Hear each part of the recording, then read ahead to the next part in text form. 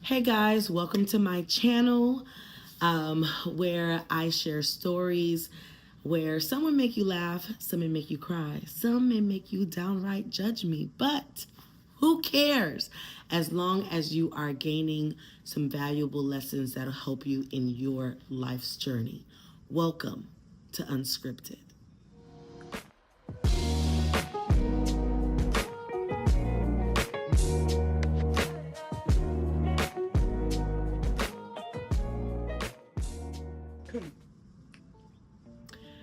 All right, you guys. So, it is a very cold day in Florida. Okay, like there are parts of the state in sunny Florida that actually experiencing snow. I'm so happy that we have not experienced snow, and this is so crazy because usually I love the cold weather. You know, I really do like cold weather. I'm the type of person I can't go to sleep if I'm hot. I like to have my house set at 68 degrees. Don't judge me, but at 68 degrees, I like to have like 2 fans on me and a ceiling fan just for me to just cozy up and just sleep. So I like cold weather. But baby, the weather now is this ain't it. This is not it, okay? Not it, because it's also raining. Anyway, not it. But anyhow, so tonight I'm actually home, exhausted, looking a hot mess. Even in my hot mess, I know I'm cute. But I am home tonight. Just tired, but I wanted to come, and share my experience along this whole journey of matrimony. So, yeah, this month I'm sharing all of that. February, not so much. We're going to go back to some of my juicier stories in February because, unfortunately, I have a lot. I have a whole lot. But again, lessons. There are lessons through them.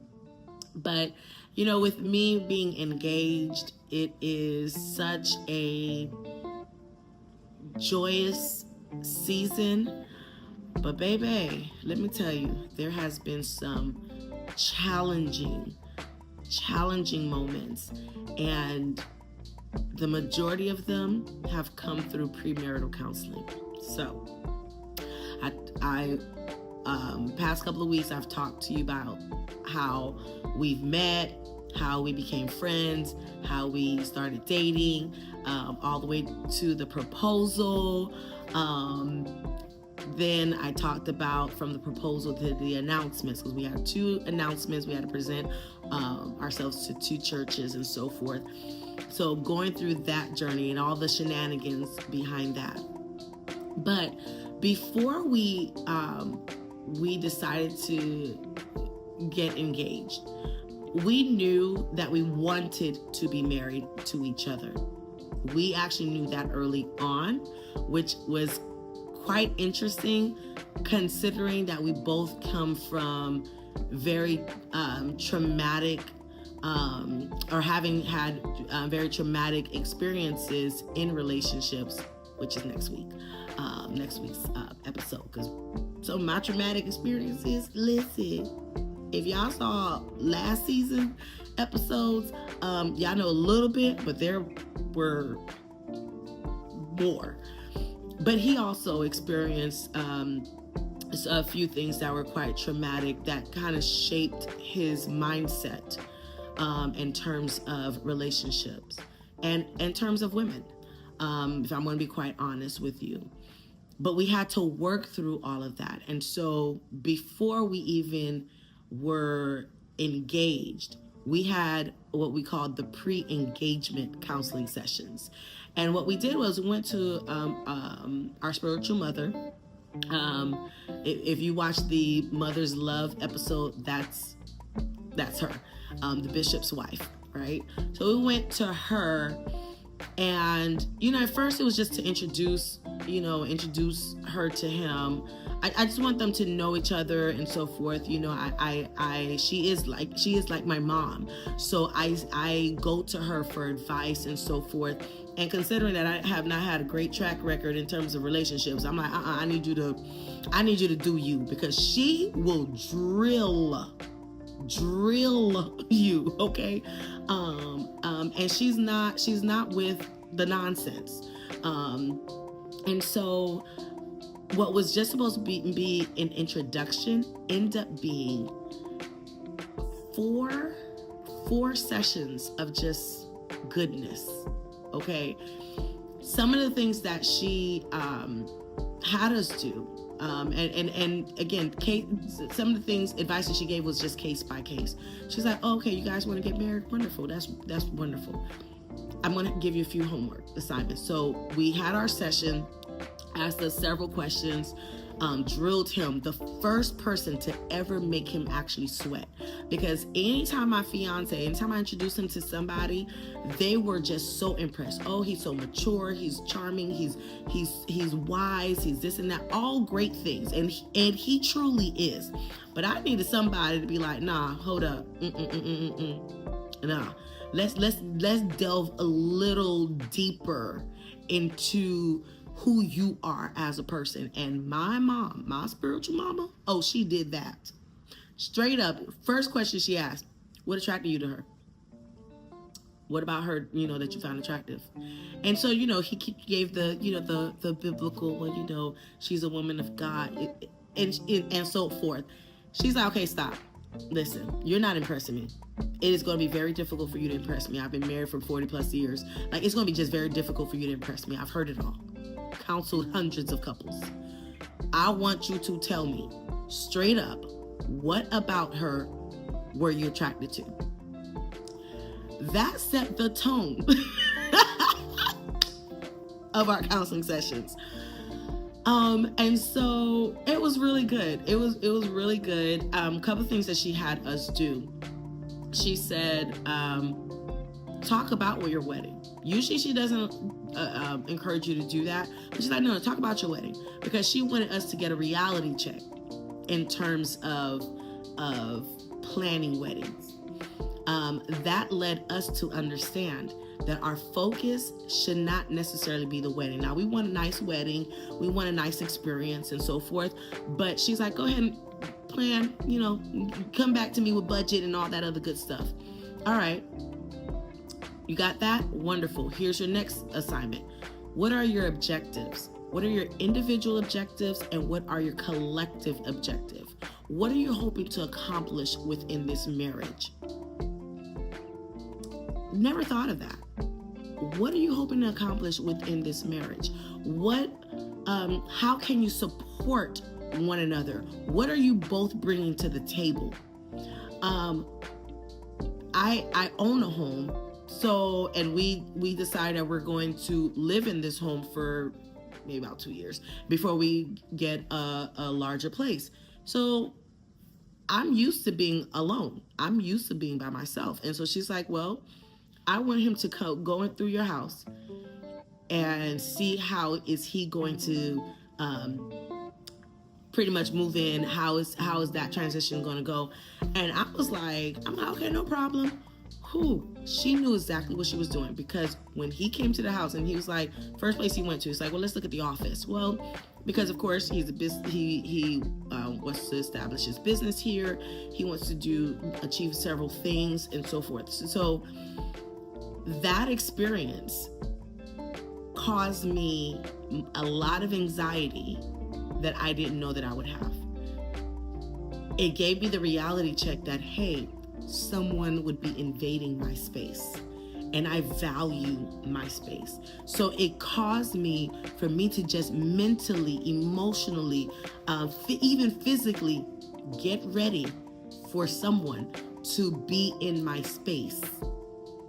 That was hard, you guys, because I've been living on my own essentially for 20 plus years. And so to have someone in my space, and it's no longer my space, it's our space.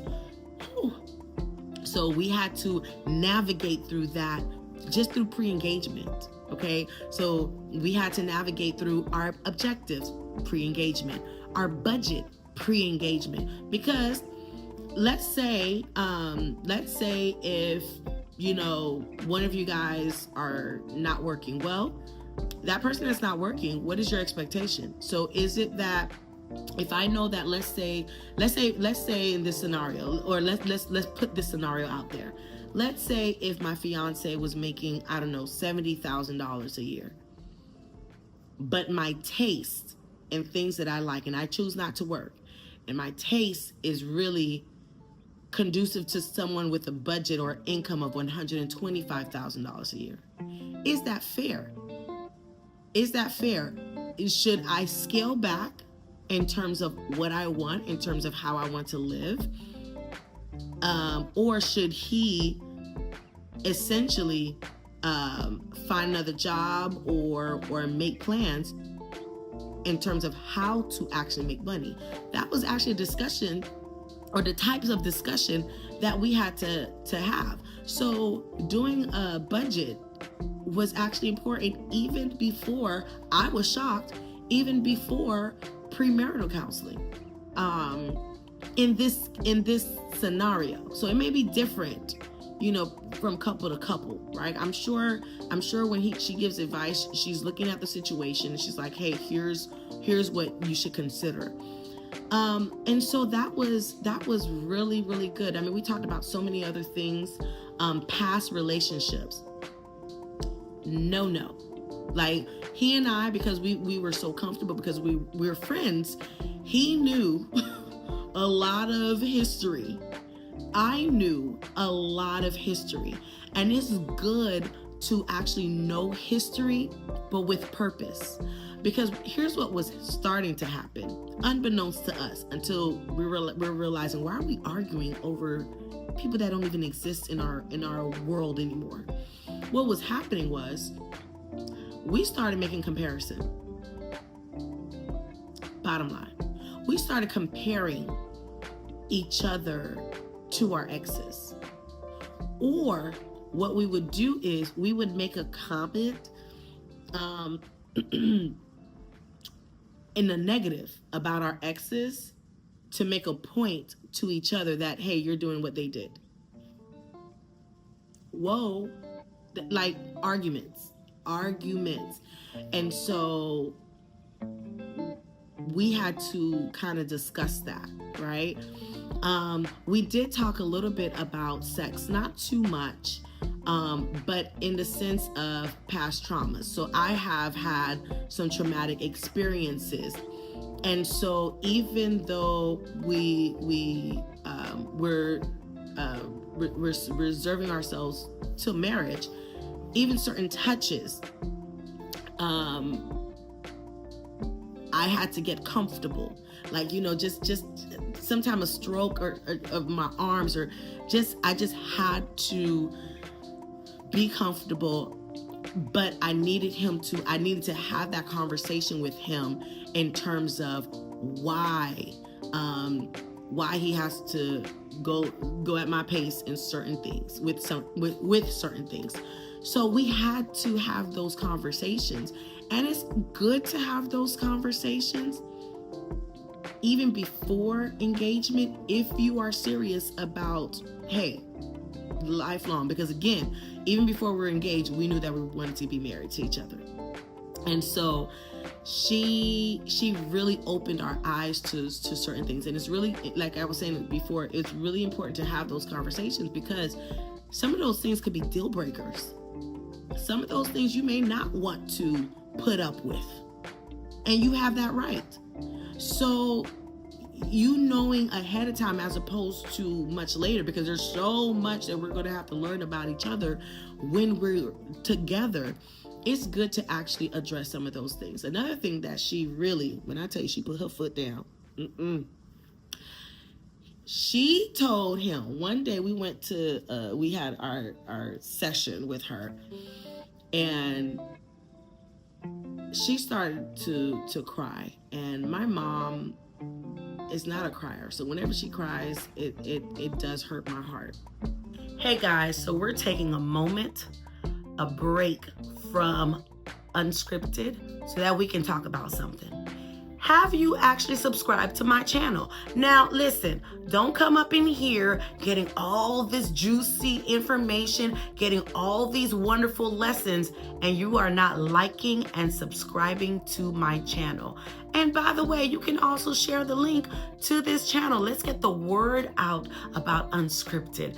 Here, you're going to get stories that are designed to actually help you along your journey. So click on that subscription button, click on that notification bell, and make sure that you don't miss out on any episodes of Unscripted. Let's go. And she was just expressing to him how much she loves me, how special I am, how much I've given my all in my life to ministry and serving others, etc. And how I, it was going on and on, how I would sacrifice for others, how I would give everyone my all, etc. And she said that's all beautiful, but she says that I do it and to the extent where I'm not taking care of myself, health-wise, not taking care of myself, not getting enough sleep, because I'm constantly just awake, just thinking of the next thing I need to get done and so forth. I wasn't having a balance. I was going through a season where there was no balance, right? And I take pride in my business in terms of helping people find their balance, helping business owners become successful, thriving, etc. I take pride in all that. And I'm seeing my business owners and my clients and, they're being successful. And here I was killing myself, not having that balance. And so she told him that, look, she's going to have to come home at a certain time. We're going to have to kind of get used to that. And she's like, I need your help. She told him, she's like, baby, I need your help to help her get to where she is coming home at a decent time. When she's coming home, she's not just working and so forth. I may have to work, but that doesn't consume me. I'm going to bed at a decent time.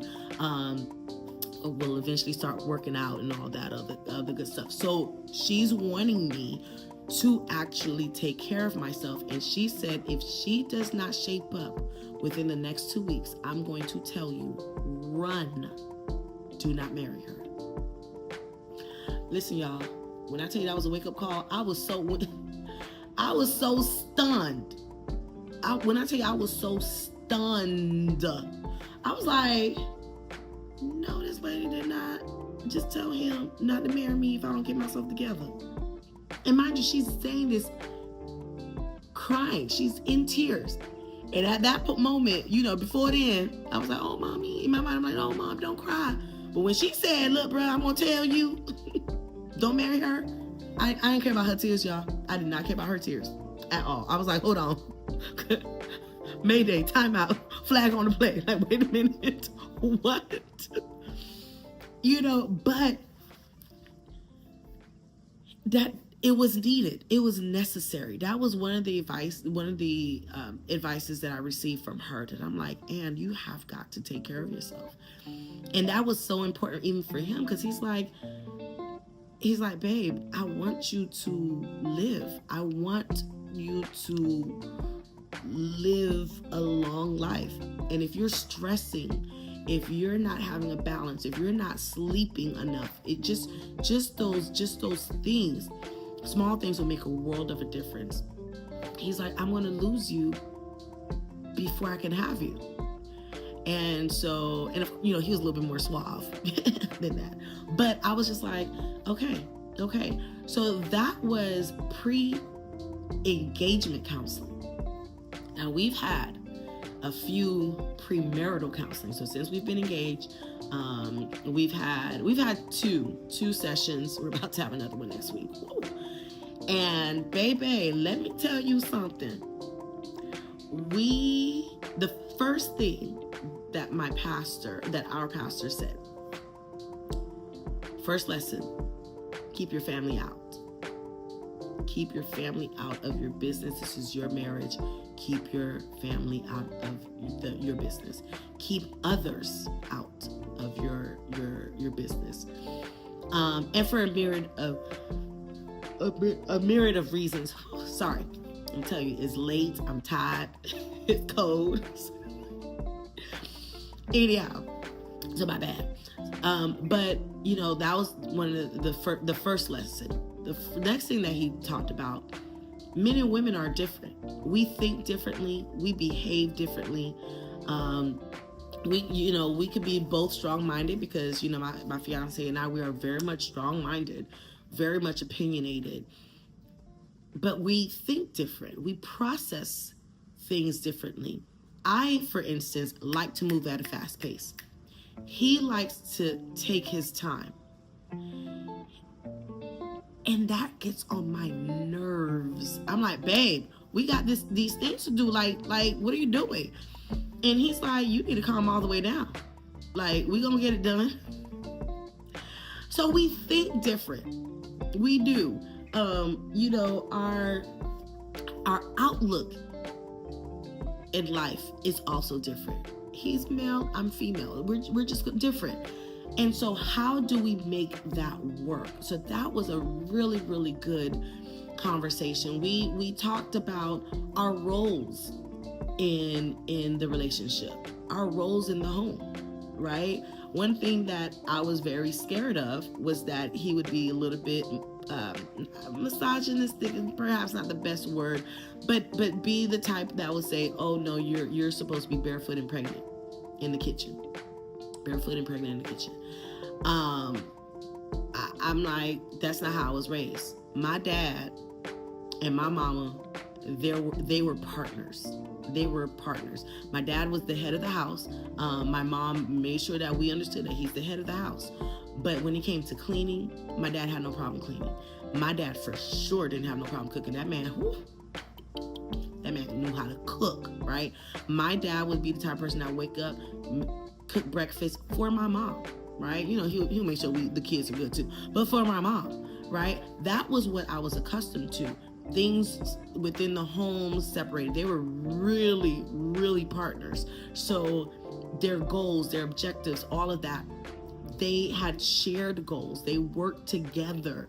If my mom had a goal, my dad would help her achieve her goals. Same with my dad. My mom would help my dad achieve his goals. That's what I was accustomed to. But real talk, I wasn't sure that that's how he saw it, because I felt that the way he behaved, that he would expect me to be barefoot pregnant in the kitchen.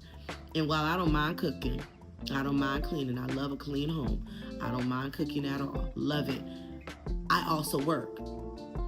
I also am in ministry. I also get tired, So I'm like, hey, what is that dynamic going to look like? And we actually were given a worksheet, and it was really who's going to be responsible for this and that, etc. That just helped us have a really good conversation about expectations within the marriage. We had to give a summary and analyze Proverbs 31 and also Ephesians 5. By us analyzing that, it just helps us, while we disagree on certain things, it helps us to get on the same page of things that really matters. Proverbs 31, Ephesians 5. So doing that, we have a couple questionnaires that we had to complete together and separate, and it really caused us to really delve into serious topics. We're talkers, we're conversationalists, so we don't have a problem addressing issues, but we don't know everything to address, right? So premarital counseling has helped us to address certain things. When we're talking about children, I'm going from me never wanting children to me willing to have a child, but he wants two kids. And I'm like, hold up. Now that needs to be a conversation. 3 would be his max. He would be happy with 3, but 2, is the sweet spot for him. And I'm like, no, we need to have a conversation. Because, I was looking to have one child and spoil my child rotten. You can call it a day. Not spoil rotten, but, Hey guys, would you like to promote your business right here on Unscripted? Well, here's your chance. Email me at worksbydina@gmail.com. That is worksbydina@gmail.com. Giving me a little bit of information about your business and get the word out there. Let's go. But, but call it a day. We had to have those conversations. So what premarital counseling has done for us is make sure that while we're in our, what I call the foo-foo shoo-shoo phase, where we love each other and all that, and oh my gosh, you can do no wrong, whatever, that we actually delve into real topics, real situations, talk about budgeting, talk about life goals and so forth.